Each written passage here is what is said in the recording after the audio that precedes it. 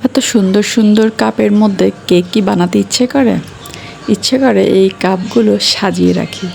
আসসালামু আলাইকুম।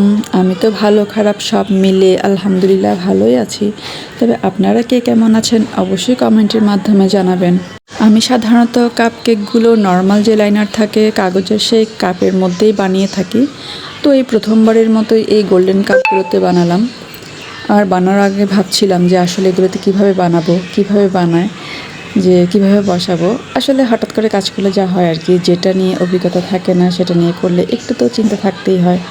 আর এই কাপগুলো দেখে সত্যি আমার এগুলোতে একদমই কেক বানাতে ইচ্ছে করছিল না, এতই সুন্দর লাগছিল কাপগুলো। আর এই কাপগুলো কিন্তু নর্মাল কাপের চেয়ে অনেকটাই বেশি দাম। কাপগুলো এতটাই দামি যে এইখানের দুটো কাপের দাম সমান নর্মাল কাপের কমপক্ষে 20 থেকে 25টা কাপ আমরা পেয়ে যাব। এই কাপগুলো কিনতে যাওয়ার আগে আমি নিজেও ভাবতেই পারিনি যে সত্যি কাপগুলো এতটা দামি। আবার আমার কথা শুনে কেউ ভাববেন না যে এটা কি স্বর্ণের মতো দাম কি না। আসলে আমাদের বেকারসদের জন্য বেকারসের প্রত্যেকটা জিনিসই স্বর্ণের মতো দামি।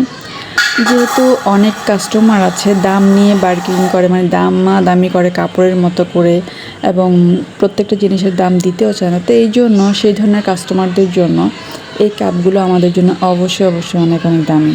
এই ধরনের কাপ কেকগুলো করার জন্য আসলে নির্দিষ্ট কোনো ডিজাইনের প্রয়োজন হয় না, যেভাবে ইচ্ছে সেভাবে দিলেই সুন্দর সুন্দর ডিজাইন হয়ে যায়। তবুও প্রত্যেকটা জিনিস একটা টেকনিকের প্রয়োজন হয়।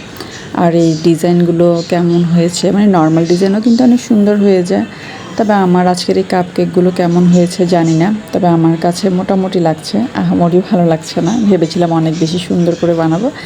আসলে যা ভাবি তা সবসময় হয় না, সবসময় যেটাকে সহজ মনে করি সেটাই কঠিন হয়ে দাঁড়ায়, আবার যেটা সবসময় মনে করি ভালো হবে সেটাই খারাপ হয়ে যায়, এমনটাই হয়। আমার কাস্টমারের চাহিদাটা কিন্তু ছিল অন্যরকম। উনি ডিজাইন এটাই দিয়েছে, বাট কালারটা ছিল অন্যরকম। উনি আরও অনেক হালকা একদমই লাইট একটা কালার চেয়েছে। তো সেই লাইট কালারটা আনার জন্য কিন্তু অনেক মানে সেই ধরনের লং লাইট আমার একটা সময়ের প্রয়োজন ছিল, যেটা আমার কাছে ছিল না। তো ওই জন্য তাড়াহুড়ো করতে গিয়ে আমার কালারটা একটু বেশি চলে এসেছে, আর ক্যামেরায় পারফেক্ট কালারটাও আসেনি।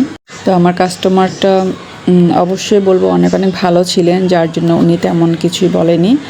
আর কাস্টমারটা ছিল একটা ভাইয়া, যিনি এটা ওনার একজনের কাজিনের, মানে ওনার কাজিনের গায়ে হলুদে গিফট করেছে, এটা করেছে, এবং অন্য বড় কেকও করেছে, সেটা উনি আবার অন্য পেজ থেকে নিয়েছে। তো যাই হোক, উনি তেমন কিছু বলেনি বা প্রবলেম হয়নি, যেহেতু উনি এটা গিফট করছেন। তো ওনার নিজের জন্য হলে অবশ্যই আপত্তি করতেন, আর তখন নিশ্চয়ই হাতে অনেক সময় থাকতো, আমাকে সময় দিতে, আমি সেভাবেই করে দিতে পারতাম। এই কাপগুলো কিন্তু সামনের থেকে দেখতে অনেক সুন্দর ছিল। আমি এগুলোর উপরে গোল্ডেন ডাস্ট ছিটিয়ে দিয়েছিলাম, তাই দেখতে অনেক সুন্দর লাগছে।